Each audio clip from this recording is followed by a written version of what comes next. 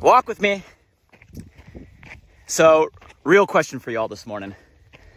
What is the key to health and happiness? I know. It's like one of those metaphorical questions. Like, what is the meaning of life that you ask, and there's book upon podcast upon seminar that dance around answering that topic, and you go through all of it, and you get like in a warm area, but you leave with no like real certainty or clear actions on like, well, what do I do? Health and happiness. But true story, there is actual documented proof now on the answer to that question. And the irony is there's one key that is the same key, the largest factor, the biggest influencer that actually leads to both of those simultaneously: a longer, healthier life and a happier, more fulfilling life. I know you guys are like, okay, Blake, give it to me. What's the key? I think I've heard this before. Maybe I haven't. I want to know. But I do want to talk about that. There actually was a study done by Harvard that's been running nearly 80 years. Actually, one of the longest running studies on human life in the history of the planet. And at the end of the study, after measuring all of the factors, they came to a substantiated answer, like a clinical answer, like a documented answer that is probably not what you think and something that you need to hear. That's what I want to talk about today. Before we get into the study, I'm going to ask, who's by my side today? Don't be shy. Say hello below. Drop a comment. Where you're from. How you feeling? If you're new to the crew, welcome. The only thing I ask is that you collaborate, participate. This is an active conversation, so don't be shy. Say hello. Would love your thoughts and perspective. I read every comment and appreciate the collaboration. And for those of you that are part of the crew, part of the tribe, welcome back. I see you. We've had some great conversations live most weeks around the same time on the same day. And then you can catch all past conversations on the podcast, Live by Design, where all the podcast things are. So go subscribe if you haven't. And today's conversation is going to be a meaningful one because it's something that I think all of us can benefit. Because let's be real. At the end of the day, what do we want? Like real question. Like at the end of the day, what do we really want? And I know there's some immediate answers like right now, there's some like things I want, like in the short term, in the present moment. All right, maybe there's some things that you want, that are on your goal list, on your vision board, your dream board, some things you're moving toward. But like you cut through all the noise, you get through all of that, and not to limit or diminish the importance of each of those, but like big picture, 30,000 foot, end in mind, all right? Finish line looking backward. What do we really want? I think all of us at the end of the day want some version of, health first and foremost, because without our health, we have nothing. And to have a long quality life. But beyond health, that second word, happiness. At the end of the day, isn't kind of that part of our purpose, our reason for being, the why we're here, to enjoy the journey that we're on, to be happy? I mean, if it's not that, what's the point? And that's why I think this study is so important, because it cuts through all of the goals and the mile markers and the achievements and the lists that maybe we chase through different seasons of our life, and it gets to the core of what matters most and gives you the answer of how to get it. Now, this isn't a made-up story. Like, it's an actual clinical study. You can research it if you just search Harvard 80-year study. There's been quite a bit of documentation on it, but I'll give you the high level and what I think it means to not only me, but all of us right now, probably now more than ever. But yeah, study started in 1938. So you think of that era kind of out of the Great Depression started with initially about 265 sophomores out at Harvard. And interesting, just random fact, but out of that initial 265 starting pool, John F. Kennedy was actually one of the originals. Happenstance, coincidence. But they ended up expanding the group a couple years later to include a variety of other similar age, but from different walks of life. So including people that grew up with, privilege, and people that grew up without running water in their household, just so it was a more even or balanced approach. And the study started to get so much interest that they ended up expanding the group beyond even that to include all of the offspring, the kids, the grandchildren of these individuals, to see not just how health and happiness affected the first generation, but how that affected the generations through that individual. Like I said, 80 years, that's a long time. And you guys, like a real study, not like a start and a finish, like throughout the 80 years, they literally monitored all these individuals. They checked in every 2 years, right, over the course of 80 plus years, and interviewed. They went and tracked their medical records. They met with their doctors. They interviewed the people closest to them, wives and spouses and friends and family, through all this individual over the entire time frame, with the root question in mind: what leads, like objectively, what leads to a longer, healthier, happier life? And obviously, I'm sure there's assumptions going into this study, same assumptions that we all probably have right now, thinking about what could it be. Same assumptions that maybe some of us are living by right now, chasing right now. Was it economic status? Probably one of the first things we assume were the people that ended up, having more money, becoming more successful. Was that the answer? And out of this group, there were people all across the board. Like, there were people that became lawyers and doctors and successful entrepreneurs. But there were also people that ended up becoming, addicted to substances, and people that ended up having serious mental health and even mental illness issues, and full gambit of quote unquote material success within the study. And you think, what is it that makes us happy? Is it the bigger house, right? Is it the nicer car? Is it the other degree we have hanging from the wall? Is it our education? Was it our geography? Was it our zip code? Was it our address? And all of these could be very valid, right, answers. And if I said this was it, we would probably say, okay, yeah, that makes a lot of sense. Was it genetics, right? Was it genetics? Looking at the family tree, genes obviously have a role when it comes to, our health, when it comes to our chemistry, and looked at, genetics. So when I say the study studied all of the variables, looking objectively, like, what is the real answer to this question? Like, longer, healthier, happier life. At the end of the day, what is it? And what's crazy, and this is why I want to have this conversation, is the outcome of the study is not what you think it would be. It's not what I think it would be. It's not what society today, right, the standards today that we're led to believe, right, teach us that it is. It's none of it.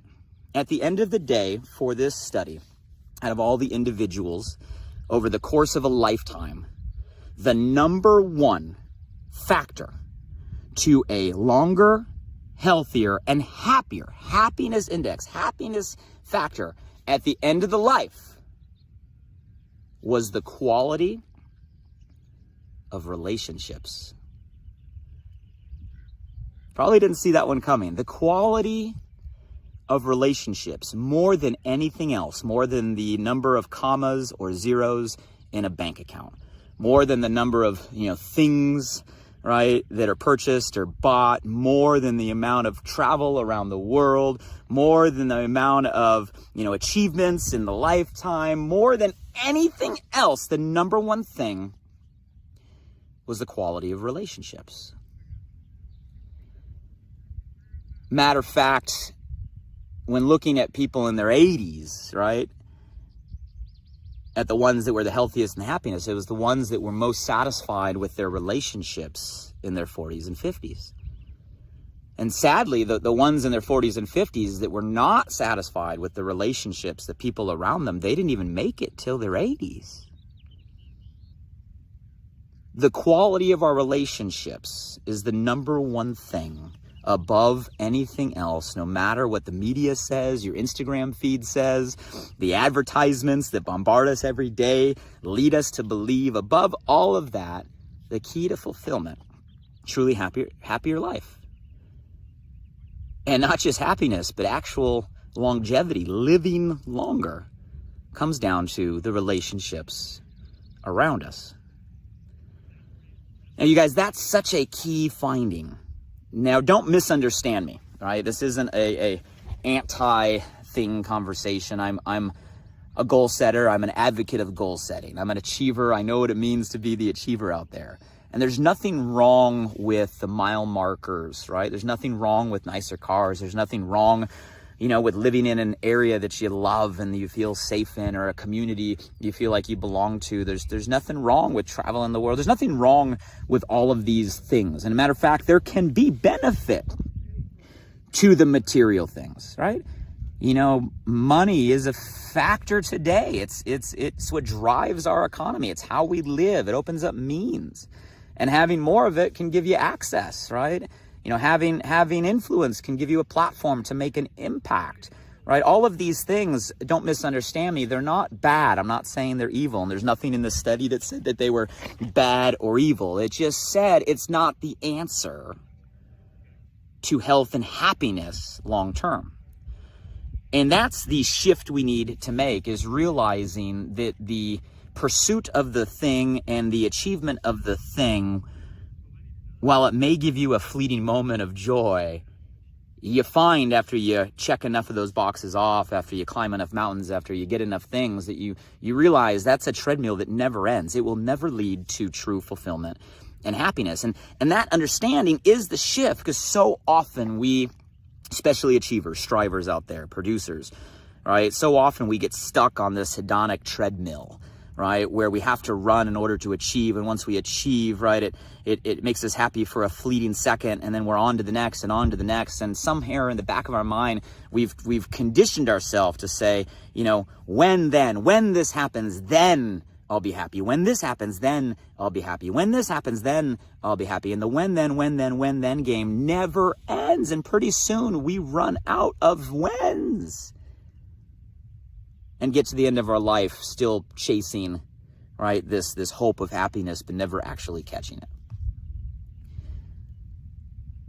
That's the thing we have to understand. There's a lot of philosophy. I'm not a Buddhist, but I've listened to a lot of different mindset, growth, spiritual. I find it all fascinating. I know kind of at the core of a lot of the Buddhist philosophy is the understanding that, there is pain and suffering. Life is pain and suffering, right? But it's pain and suffering chasing achievement.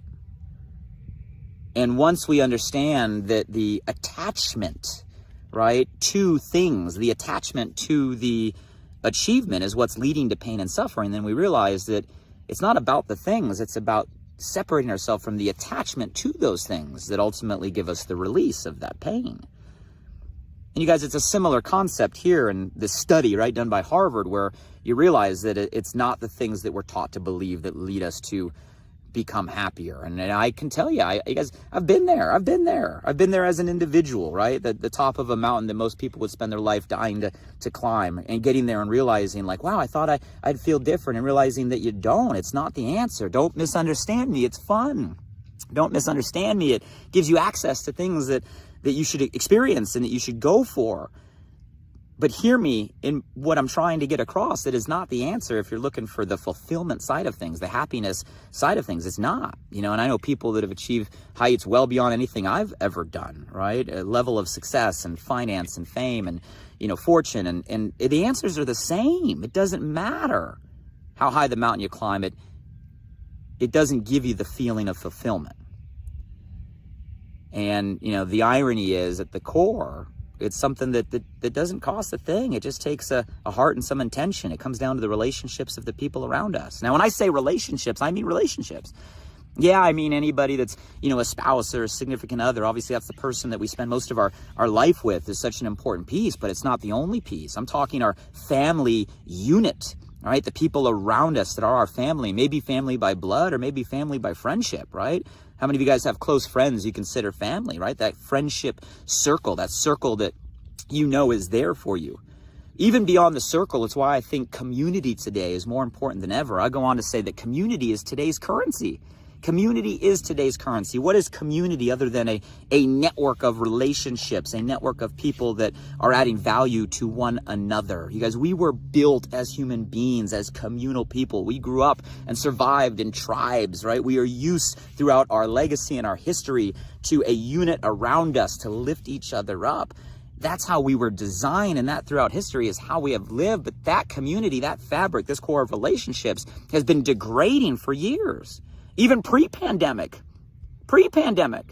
we were in a time where we are more connected than ever before, but have had less connection than ever before. Think about that. We're more connected. We're connected to the world through social media and platforms today at a scary ability where you could access virtually anybody a few clicks away. You could be present. We have this opportunity to be connected, but somehow the technology, we're having less connection, next real relationships. It's a facade. It's a layer. It's lacking the depth. And now you amplify that through pandemic where you have physical, right, distance, lack of proximity, forced. I think it accelerated an issue that we were already having where now it's like people are around people and see people, but loneliness is bigger than ever before. And guys, loneliness, fact, studies, clinicals, loneliness is more dangerous to our health and our happiness than drugs or alcoholism or weapons, right? Loneliness is. And right now we're in a place where people are lonely, surrounded by people, but lonely.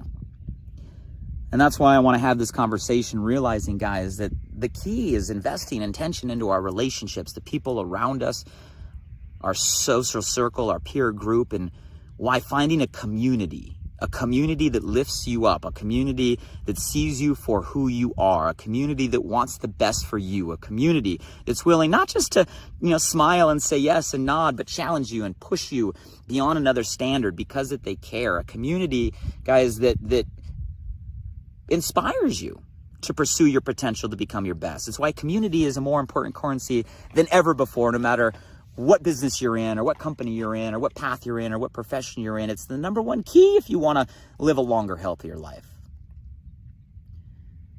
So guys, don't misunderstand me. It's okay to want the things. It's okay to want the house and the car and the jet and the vacation and the lifestyle. It's okay. But what I'm telling you is you could go for all of that and still end up short when it comes to the fulfillment and the happiness that at the end of the day is what you're looking for. Or you can understand this conversation and maybe prioritize your circle, prioritize your connections, prioritize your community, both from what you give to them and what you ask of them. And in prioritizing your relationships, you might find that you're happier in the pursuit, and that all the success and the wealth and what you're searching for will come, right, as a result of what matters most. So I wanted to have that conversation with y'all today. And again, something that shifts maybe a perspective of what matters. And like I said, I don't mean to distract from the goals that you're going for. I just want to create a frame of reference that what you might find when you get there, right, is not what you're seeking. Go for the achievement as a way to elevate your influence, to elevate your impact. Continue to build and strive as a way to serve and contribute.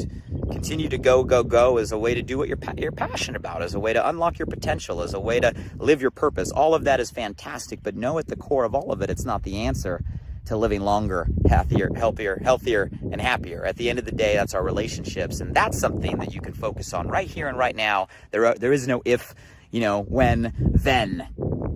It's something that you can prioritize today. Here's a view from the top. Kind of gloomy here today. Nonetheless, sun is trying to come out. Hope all is well in your world. And here's to a focus or intention this week of, hey, being grateful for your circle. Send them some love, invest some time and attention, and shift maybe your pursuit off of, the next thing, your attachment, right, of how you feel, right, to achievement or accomplishment. Maybe shift that just to the people that are around you, the people that love you, the people that care about you and value and be grateful for what you do have. Because at the end of the day, that's what matters most. That's what matters most. Until the next time we walk together, everybody, hey, if someone come to your mind or your heart in this conversation, hey, there is somebody out there that needs to hear this, go ahead and share this conversation with them. The best thing you can do is give the gift of a shift in perspective, because one single shift can change your week, can change your month, can change your life. So share this with those that come to your mind and your heart. Until the next time.